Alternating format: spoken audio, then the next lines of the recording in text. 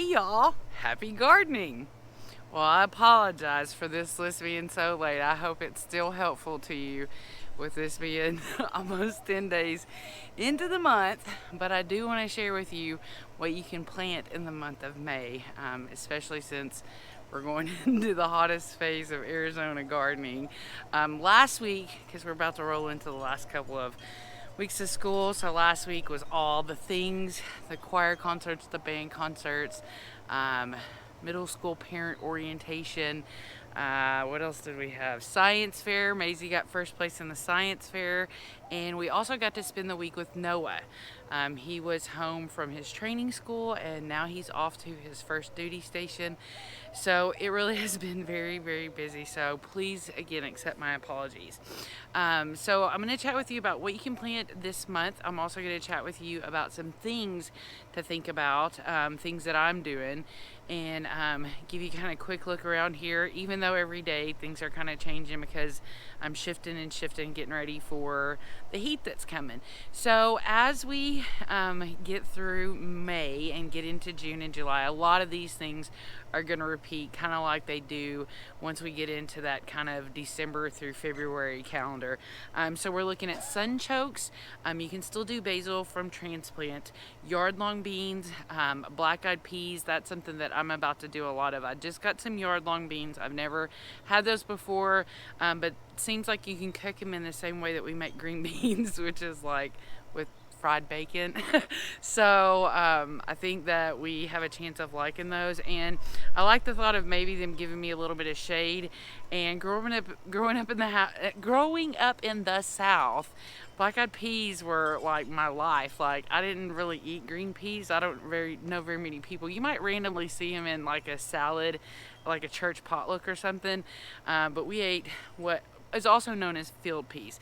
So you can plant black-eyed peas, Armenian cucumbers, you can do eggplant, jicama, and then all the melons. So, and that's cantaloupe, honeydew, and there's a lot of melons out there. And so I'm also about to go big and heavy on melons. I'd be happy to eat melons and tomatoes every single day. Then you can do okra, and I'm getting a late start on my okra, but you can keep planting okra for some time. I've got a video out there that you can watch about my okra. So mine's in the freezer, and it's ready to go in the ground amongst all the other chores that I've got going on.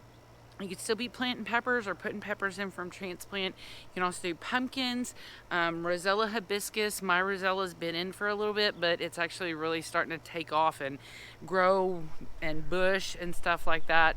But you can still plant it. Then you can still do some summer squash and winter squash. And then the things that I'd like to cue you in on are probably want to up your watering. If you've got your drip something dialed in, that's great. If you hand water like me, especially as we get into these 100-degree days this weekend, might want to shift to doing that twice a day. But you can always use a moisture meter to give you a real cued in idea of what's going on. But containers like my grow bags are always going to lose a little bit more. And if you can, mulch, mulch, mulch. I like using straw the most. Then the next thing is thinking about putting up shade. Maybe you've got some established microclimates. I have some, but I'm also going to be doing some accommodations because I didn't get a tree in over here that I wanted. I don't have my okra up yet, and those were supposed to be some shade factors. I do have a Rosella over there, but still, it's only about 12 inches tall or something, so I need it to be a lot bigger to help with shade. So my shade cloth is going to be going up in the next couple of days when it's still, under 90 degrees. And then another thing is, if you haven't been keeping up with your fertilizer, now's the time that you really want to kind of try and dial that in. Now, that's coming from the person that is probably the worst at it, but the thing that really keeps me on track is when I start seeing those lower leaves on tomatoes or squash or things like that show up, then I'm like, oh, they need more food. And so I try to keep up with that in my phone, but then I'll miss a date, and so I'll guess, and then I'll get off track, and then there we are again. So do your best, but those are 3 things that I would encourage you to do. Pull up your garlic here in the next week or two. Pull up your onions. I don't think mine did anything, but I'm gonna pull them up. I'm gonna still slice them, dice them, and freeze them and preserve them in some way. And what else? Start checking your grapes for bugs. And if you still got strawberries going, I just boosted mine with a little bit of fertilizer, and I noticed because it cooled off, they really kicked off some flowers, but my berries are getting a lot smaller. So start shifting those into a permanent shade zone for the summer so that maybe we can carry them into the fall and have some more berries. So let's check out what's going on in my garden, or what it was like a couple days ago before I move things around. The front bill would be a good place to start. I've got a little Roma right here, watermelon, eggplant, tomato, watermelon that I'm just gonna let like go all the way up this way towards the house, pepper, cucumber, this has got a nice pepper on it, watermelon, tomato, cucumber, and then there's 2 tomatillas here and a nice dirt pile. And over here I've got a mulberry that I got from Michael when I was at his house dropping some stuff off of his plant stand. So I'm just excited to see it get taller than this cage right here. And this is all extra stuff just to help it through the extra windy days. And then I can clip the zip ties off this and move it away from the tree. So let's go check out the backyard. And now we're on the side yard, which is this big straw bale. So I didn't have much success with a lot of my beans coming up, really at all. So I've got some of them soaking, but these are a couple of cucumbers from Leslie. Then we've got tomatoes. These are some melons that we planted from seed.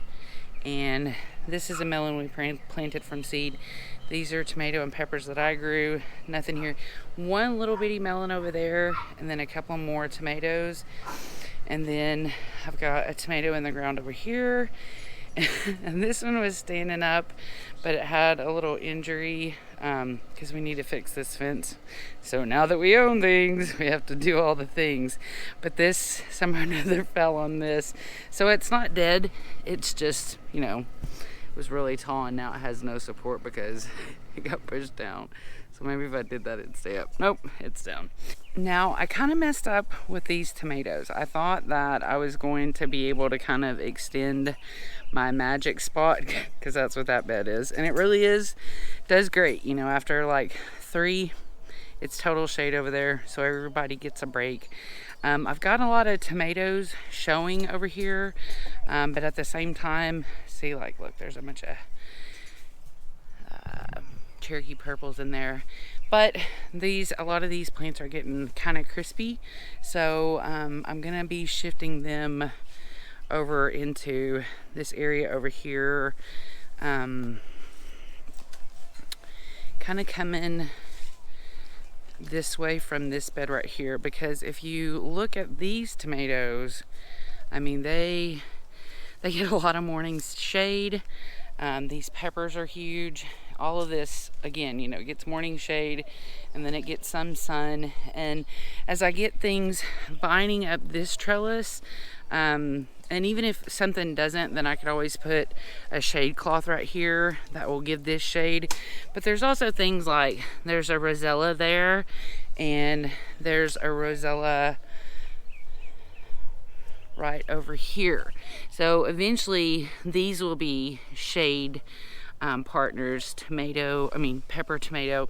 And this latter, the squash and the eggplant, are creating shade for this bed in the afternoon as well. So kind of hopped around a little bit, but needless to say, I do still have a lot of things that need to be shifted around. SRP's trimming some trees up, but this is kind of the long view of the garden. Got a lot of awesome squash action. Actually, everything's doing really good. I believe this is an acorn. Yeah, this is an acorn. This is a cucumber.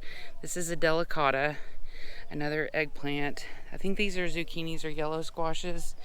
And over here, This is an Armenian, and I believe this is a butternut. This is a lettuce leaf basil from Leslie that I love, but it keeps trying to go to flower, so I just keep saying, no, don't go to flower. And I got this last trellis moved down here, and it's got some beet alpha cucumbers, Armenian, that's my rosemary. I've got another Rosella hibiscus going here, and I've got my okra in ice cubes, and they're gonna kind of go like there, and there, kind of make a triangle. The asparagus bed is pretty crazy. So here is some of the asparagus that I grew from seed. It's pretty wild. So you let it go, get really strong. You could cut it down, but I'm just letting mine get a super big root system. This is a spoon tomato that I got from Leslie, and it just makes these itty bitty little spoon tomatoes. Some of my lettuces are going by the wayside, and obviously the dill finally grew up, matured, and became dill, so I need to come in and trim some dill. I kind of think I'm past the whole are ladybugs gonna come or swallowtails. I would love that too, because what is coming is the aphids. So, and the bugs aren't showing up fast enough to eat them. I cleaned up this bed. I got all the dill out of it, and so now it's mostly onions left. And since these were long day onions, they really are just barely starting to bulb, if they do bulb, and I'm kind of getting tired of them. I'm just looking forward to planting the right kind for my garden in the fall. So there is a ground cherry in here, but I don't think that it likes being around the onions and garlic. Some things love being around onion and garlics, and other things just can't stand it. And I can't remember what kind of squash that is, but there's another squash. And this is a spaghetti squash. I need to get some support for this. Looks like we had some real successful pollination there. And then this is a butternut that is going all over the place. So I've really been doing good with getting out here and helping with the pollination, but if I see bees on there, I'm like, oh, you got it, thanks, guy. And I'm about to harvest all of this garlic, and I'm going to share it with you, but I'm not going to share it with you today. We're just here to chat about what you can plant in May. This is a bottleneck gourd, and these are some of my trap plants that are just ready for some water. These are my blue Hubbards. So that's what's going on in my garden, and my grapes are already starting to make their babies. And we've also got lots and lots of fig babies coming along. So there's one, they're all over now when you look around. So thanks for checking out my garden. Oh yeah, I forgot. I also have a tomato that I planted down here. It looks like it's getting some kind of, I don't know what that is. Let me pinch that leaf off.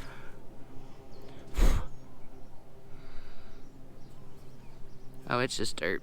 It just came right off. So yeah, I put a tomato down here, and I'm just gonna kind of let it grow on the ground and up the tree and see what it does, because I love tomatoes. Well, I hope you enjoyed that. I still owe you more, and I've got almost all of part 1 of a garlic video ready for you, where I harvested my garlic. I've decided I want to take you through the different parts. Like right now it's curing, so I'll pick you up at curing like right before I go to process it, and we'll weigh it together, and then I'll show you what we're gonna do to process that garlic. And that might go on a journey, because if you get interested in seeing how we pickle it, we just kind of do a refrigerator pickling. We want to get good at canning this year, but I got to get enough stuff coming out of the garden to do that. So I hope you're having the best day ever, and I promise I'm going to treat you to some extra videos. I just need things to slow down just a little bit. So have the best day ever, friends, and thanks so much for stopping by.